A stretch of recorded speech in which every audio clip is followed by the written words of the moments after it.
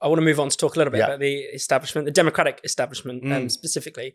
Because, Benjamin, I don't know what you've made of this, but we've witnessed almost a coronation of Kamala Harris here. I mean, she's never won a primary.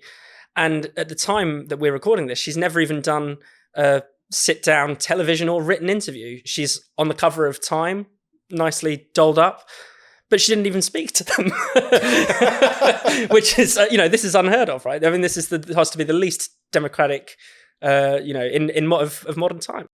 But don't you think that she is on the cover of Time magazine, she serves, that tells you everything you need to know, because she, the purpose that she largely serves is that, and it's not an unimportant purpose, but it's that she is the first woman of color to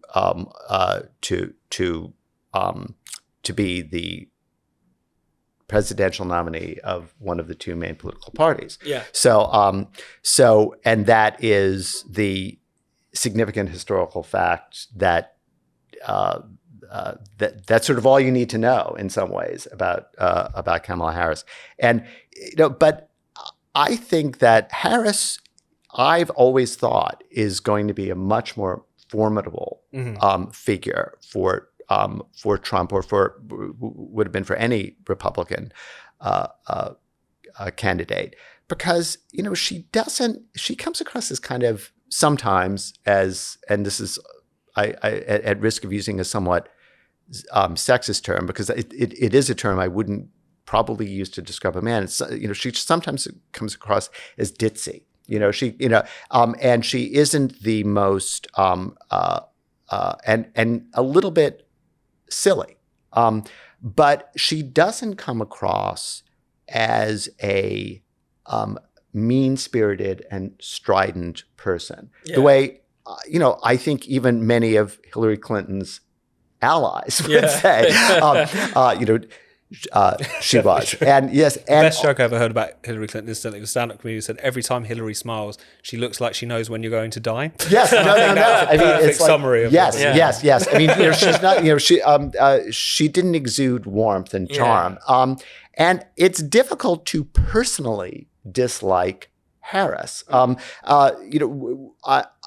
Even some of her critics will say, the one thing that she really, really believes in is her sorority. I mean, she is in some ways like this kind of good-natured sorority sister. Now, she holds views that, people can agree or disagree with, and it's, but she is, and she's not, I think she's more or less likable. And I think especially for Trump, what could be worse than a somewhat likable woman? Because I think Trump's misogynistic tendencies will out. He's even if one were to strive to say the most neutral things one could say about Trump, he's going to rise. He's going to take the bait. Yeah. And she kind of, and that her characterization of Vance as just plain weird, I think was brilliant. I mean, it's just like, whatever one thinks of Vance, what could be kind of both more dismissive and less politically divisive in a way. Yeah. So I really think that the establishment, as it often does, did a good job. I mean, as far as its own purposes are concerned, I think that she's going to be, and much more so than, I mean, if it hadn't been Harris, it probably, I mean, let's say Gavin Newsom. Yeah. I mean, Gavin Newsom, I think would repel a lot of people for mostly for good reasons. But that he does come. I mean, they're both from California, but who comes across as the overly polished Californian? I think she's a really formidable candidate. I don't see Trump. I think he's going to be his own worst enemy, and I don't see him emerging victorious from this campaign. Is the problem though that we are even we're doing this now and you can't avoid it really, is that we are talking about this at the level of vibes. Who's of course, yeah. And that seems to be because she is a complete non-entity. Yeah. It is worth saying, sort of underline yeah. the fact that, people have compared and contrasted the positions that she took when she was running for the nomination back in 2019. And obviously because the Sanders wing was in the ascendancy, it was single payer healthcare, it was all of these different kind of, pledge card issues. And now she's kind of had to very quickly U-turn on all of these particular things.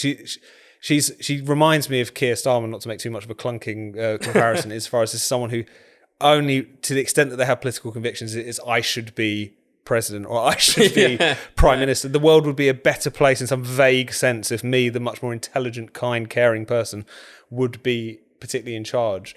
But it's one of those things where it's a depressing fact that that's what it's kind of come to, that there's no kind of deeper analysis, deeper care, whatever. But Trump is a candidate with a ceiling and with flaws, and it's the sort of thing where if you're not, he is also both in 2016 and 2020, obviously lost in 2020, but still was running against very bad candidates. And the situation could be very different if it wasn't for the fact that Hillary Clinton was absolutely hated and Joe Biden was, barely seen outside for most of that, campaign. Yeah, that's right. I mean, but even like your description of Harris wouldn't it be a very similar description to, say, Obama? And then, he was not a national political figure. He exuded expertise and certain kind of Ivy League credentialism and quote intelligence that isn't exactly sort of Harris's vibe, but people kind of felt good about Obama, and I think again, to reduce this to the level of vibes, and I think that's really where we are now with American politics generally, and is that people kind of feel good about Harris. The white dudes for Harris phenomenon, people are buying into that, I guess. Yeah. I mean, again, I'm not in no way endorsing Harris, but I guess on the other hand, the thing I would say in her favor, and this is just really out of ignorance, is that again, well, I'm from California and I've been aware of Harris for a long time, but in a way, she seemed kind of like a machine politician. She didn't seem like an ideologically driven politician. It's not to say, of course she's going to tick certain boxes, with her positions, the positions she espouses.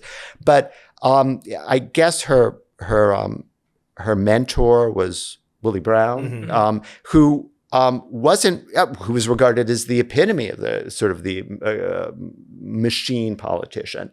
And, I think people are much more comfortable with a semi-competent machine politician than they are with an ideologue at this point. And I think Biden was seen as much more ideological. Now, that just may be because, I mean, he kind of made himself into that. Maybe by being sort of an old white man, he kind of had to almost bend over backwards to espouse certain cultural positions, which just seemed bizarre, and things that we kind of knew and he didn't really believe, which also made him seem dishonest.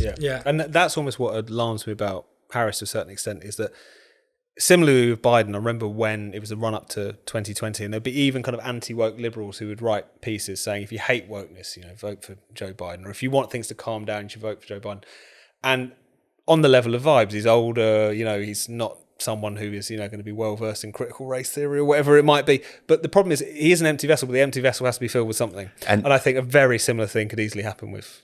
Oh, no. I mean, absolutely. I mean, I think the Republic is in peril.